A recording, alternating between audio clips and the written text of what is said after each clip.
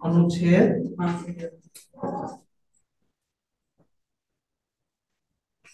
5 से 11।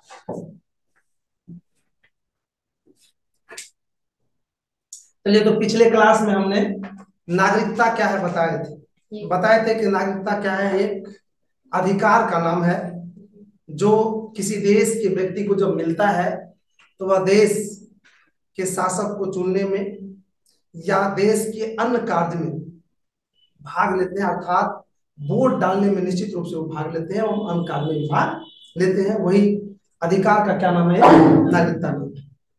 और आपने ये भी जान चुके हैं अभी तक कि संविधान के भाग 2 में जो है उसमें अनुच्छेद 5 से लेके 11 तक का व्याख्या उसमें है।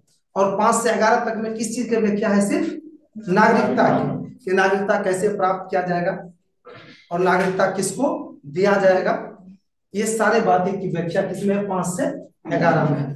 तो पिछला क्लास में हमने नागरिकता पर खूब चर्चा कर दी थी और आज हम एक एक करके पहले 5 से लेकर 11 तक के अनुच्छेद को बताएंगे कि 5 से 11 के अनुच्छेद में क्या है। तो चलते हम लोग अनुच्छेद कितना? अनुच्छेद कितना? 5। पहले सुना देते हैं अनुच्छेद 5 में क्या है। अनुच्छेद 5 में है कि जो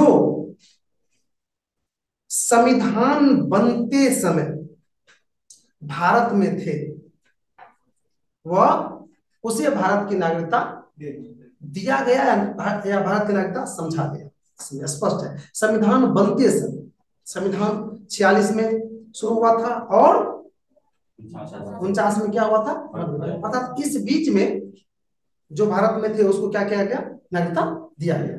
अर्थात अनुच्छेद 5 बिल्कुल स्पष्ट कर रहा है कि जो भारत में संविधान बनते समय भारत में थे उसे नागरिकता स्वतः दे मिल गया या संविधान के द्वारा नागरिकता उसे दिया गया। 5 में कुछ नहीं था, सिंपल है। अब अनुच्छेद हम लोग चलते हैं कितना? अनुच्छेद 6।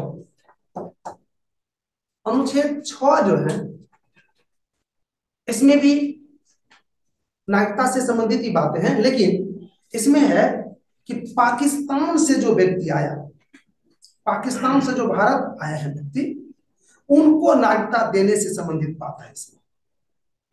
इसमें तो आपने देख लिया जो भारत में ही थे, इसमें जो पाकिस्तान से भारत आए, तो भारत जब स्वतंत्र हुआ तो बहुत सारे लोग या तो इधर से गए वो भी रिटर्न आ रहे थे, या फिर जो पाकिस्तान में थे वो भारत आ रहे थे।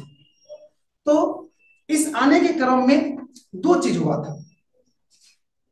मैं बता दूं 19 जुलाई है ना, 19 जुलाई 1948 को यहाँ पर एक अधिनियम एक्ट बना था इस नागरिकता से संबंधित। तो उस एक्ट बनने से पहले जो भी पाकिस्तान से भारत आए थे उसे नागरिकता मिल गया, बिना किसी परेशानी का उसको नागरिकता मिल गया। और 19 जुलाई उस दिन भी और उसके बाद जो पाकिस्तान से भारत आए उसके लिए नागरिकता जो दिया जाता है उसके लिए प्रोसेस में जाना पड़ा उसको, अर्थात पंजीकृत जो विधि बताए थे, पंजीकृत विधि के द्वारा उसे नागरिकता मिला। और उसमें यह भी कहा गया कि नागरिकता प्राप्त करने के लिए जो फॉर्म भरेगा वो, तो फॉर्म भरने के 6 महीना तक उसको भारत में ही रहना पड़ेगा, उसके बाद उसको नागरिकता देने पर विचार किया जाएगा, अर्थात जो प्रोसेस है उसके तहत उसको नागरिकता दिया जाएगा। इसमें अर्थात ये चीज याद रखना है आपको, 19 जुलाई 1948 की बात कर रहे हैं, और 19 जुलाई को इसमें रखा गया, किसमें? बाहर रखा गया। उसको संविधान नागरिकता देने के लिए प्रोसेस में जाना पड़ेगा, लेकिन उससे पहले जो था उसको प्रोसेस में जाने की जरूरत नहीं थी। तो अनुच्छेद 6 भी खत्म हो गया। अनुच्छेद 7 में भी कोई ज्यादा नहीं है, ये जो 5-6 में ही कुछ बातें जो अस्पष्ट था उसको इसमें स्पष्ट किया गया है। इसमें कहा गया है कि संविधान बनते तक जो पाकिस्तान से भारत आ गए उसको क्या क्या नागरिकता दे दिया गया। संविधान बनते तक। संविधान जब बन गया उसके बाद जब आया तो उसको नागरिकता लेने के लिए प्रोसेस में जाना, ये स्पष्ट किया साथ।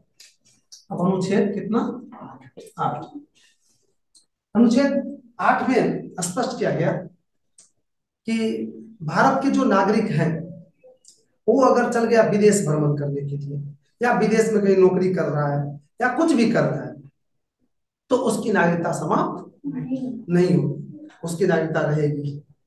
चाहे वो जितना दिन नौकरी कर ले वहां पर जो कर ले तो उसकी नागरिकता भारत सरकार समाप्त नहीं करेगी। अनुच्छेद 9 में कहा गया है कि जब भारत के कोई भी नागरिक विदेश जाएगा और विदेश में जो नागरिकता प्राप्त करने की प्रक्रिया है उस प्रक्रिया से वहां नागरिकता प्राप्त कर लेता है तो भारत की नागरिकता अपने आप उसमें क्या हो जाएगी, समाप्त हो जाएगी। तो सिंपल है।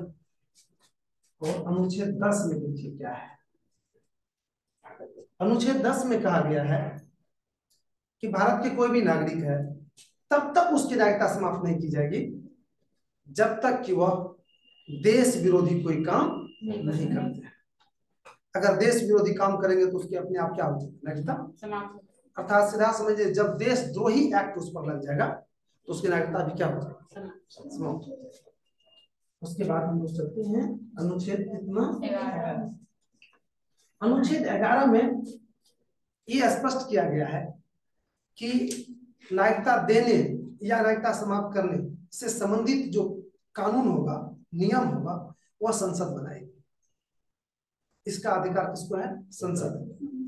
लेकिन वर्तमान समय में जो है यह काम गृह मंत्रालय को दिया गया है, गृह मंत्रालय इस पर हस्तक्षेप कर सकते हैं।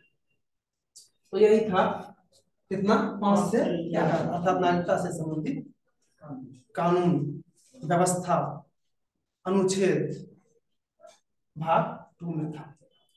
अब इसमें एक दो चीज जुड़े हुए थे जो हमने सोचे कि वो भी बता देते हैं आप लोगों को।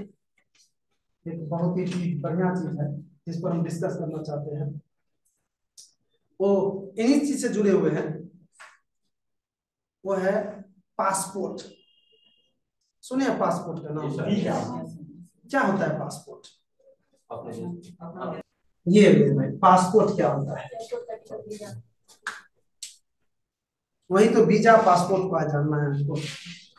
सबसे पहले आपको ये भी सुनाते हैं कि वीजा और पासपोर्ट, वीजा भी इसी से संबंधित है।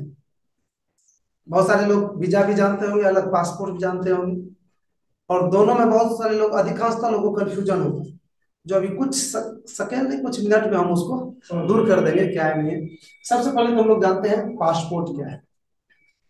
पासपोर्ट किसी भी देश या फिर कहीं हम भारत की बात करते हैं, भारत की बात करते हैं, भारत के लोगों को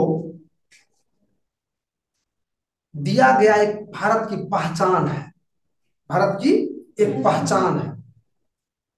और पहचान के साथ साथ वो जब देते हैं तो वो ये भी कहते हैं कि आप दूसरा देश जा सकते हैं। वह पहचान है और वह वही पहचान नागरिकता का भी संकेत करता है। आप अगर दूसरा देश जाते हैं तो वो दिखाने के बाद आपको पता चल जाता है कि आप ये भारत के रहने वाले हैं। अर्थात भारत का संकेत कौन करता है? आपके पासपोर्ट करता है। अर्थात आप अगर विदेश अभी प्रेजेंट में नहीं भी जाते हैं, कभी 10 साल के बाद भी जा सकते हैं, तो उसके लिए अभी भी बना सकते हैं। वो है ऑफिस, वहां जाके आप बना सकते हैं, वो है आपको पासपोर्ट। अब दूसरा आता है क्या? एक वीजा। वीजा भी सुने होंगे, VIS नहीं, ये वीजा। ये क्या है? वीजा क्या है? दूसरे देश जाते हैं तो उससे अनुमति प्राप्त। ये वीजा क्या है? वीजा सीधा है कि दूसरा देश जाने की अनुमति पत्र है। दूसरा देश जाने की अनुमति पत्र है। आप जिस देश में हैं उस देश से अगर दूसरे देश जाना चाहते हैं तो उस देश से आपको अनुमति लेना होगा, अर्थात वीजा लेना होगा वहां से। जिस देश में, और यह वीजा आपको जिस देश से जा रहे हैं उस देश का संकेत नहीं करेगा, नागरिकता का संकेत नहीं करेगा। आप मान लीजिए कि अमेरिका में हैं, आप इंडियन है, अमेरिका है, वहां से जा रहे हैं, आप जर्मनी जाना चाहते हैं, तो फिर वहां से वीजा लेना पड़ेगा आपको। तो वो वहां से अमेरिका भी देगा, आपको दे सकता है वीजा कि आप जर्मनी वहां पर नौकरी कर रहे हैं, आप नौकरी कर रहे हैं तो भारत की नागरिकता है आपको, लेकिन नौकरी कर रहे हैं अमेरिका में तो अमेरिका से आपको जर्मनी जाना पड़ रहा है, तो किसके काम से जाना पड़ रहा है? तो अमेरिका के काम से। तो वीजा कौन देगा? भारत। वीजा देगा अमेरिका। तो अमेरिका आपको देगा कि इस देश से दूसरा देश आप जा सकते हैं, लेकिन वहां पर भी जाइएगा तो नागरिकता की कौन, वो जो पासपोर्ट है आपका वही काम करेगा, भारत देगा। तो शायद दिमाग में आया होगा कि पासपोर्ट क्या है और अर्थात वीजा सीधा सीधी समझ लीजिए कि एक देश से दूसरे देश जाने का एक लाइसेंस है। वहीं वहीं पासपोर्ट एक देश से दूसरे देश जाने की जहां अनुमति भी है और उस देश की पहचान भी का भी संकेत कौन करता है? पासपोर्ट करता है। क्या हम जितना बार जितना जितना कंट्री घूमेंगे उतना पास हमको वीजा बनाना पड़ेगा? हाँ, तब पासपोर्ट एक देश से दूसरे देश का आपको अनुमति मिलेगा। अब क्या वीजा बना लिया एक बार अमेरिका जाने का तो चले जाइएगा जर्मनी हो, अमेरिका से चले आए फिर हम दूसरे देश जाए नहीं उस देश को कैसे जाएगा? दूसरा देश के लिए फिर से अनुमति लेना पड़ेगा। हाँ, पासपोर्ट आपका वही काम करेगा, पासपोर्ट आपका वही काम करेगा। भारत में जो वैसे दोनों अलग अलग चीज है, पासपोर्ट भारत में जो दिया जाता है तो वीजा दिया जाता है तो पासपोर्ट पर मुहर दिया जाता है प्रेजेंट में, उसी पर वीजा वीजा ऑफिस में उसमें दे दिया तो हो गया आपका देश का मोहर मार देता। हाँ, वहां जा सकते हैं आप, कोई चीज हो। जानते हैं क्या होता है एनआरसी? NRC ये क्या होता है सुने हैं? इसका तो फुल फॉर्म तो हम बात है नेशनल रजिस्टर ऑफ सिटीजन होता है, अर्थात क्या हो? राष्ट्रीय नागरिक रजिस्टर। ये क्या है एनआरसी? हाँ, पहले एनआरसी तो जान लीजिए ना, टाइम बचेगा तो उस पर भी हम टाइम देंगे। पहले एनआरसी क्या है वो जो सुन लीजिए। एनआरसी जो भारत में आया था, एक विधेयक के रूप में आया था, पास भी हुआ था। एनआरसी था कि भारत का जो भी नागरिक है वो तो रजिस्टर्ड है, उसको तो नागरिकता मिला हुआ ना, मेरे माता पिता को नागरिकता है तो हमको जैसे कि आधार कार्ड दिया, वोटर आईडी दिया, या नहीं भी दिया तो मेरे माँ बाप को है तो हम नागरिकता है, तो माँ बाप के आईडी पर या कुछ पर हम रजिस्टर्ड है। हाँ, तो एनआरसी के तहत ये खोज हुआ था कि भारत में कौन बाहरी लोग है, कौन नागरिकता के रजिस्ट्रेशन लिस्ट में नहीं है। आरा समझ में क्या करें, कौन यहाँ की नागरिकता नहीं, उसको खोजना जो भारत की नागरिकता नहीं है, जिसको भारत की नागरिकता नहीं मिला हुआ लेकिन भारत में है, चाहे वो चोरे छिपे हो कि विदेशी हो कि अनुमति से कैसे भी हो, उसको खोजना, उसका जांच पड़ताल करना। तो जो मेरे देश में रह रहा था लीगल रह रहा है कि अनलीगल रह रहा है, सिर्फ ये बनने से ही ना बहुत लोग भाग गया था यहाँ से। हाँ, सिर्फ बना ना, उसी से बहुत लोग भाग गया था।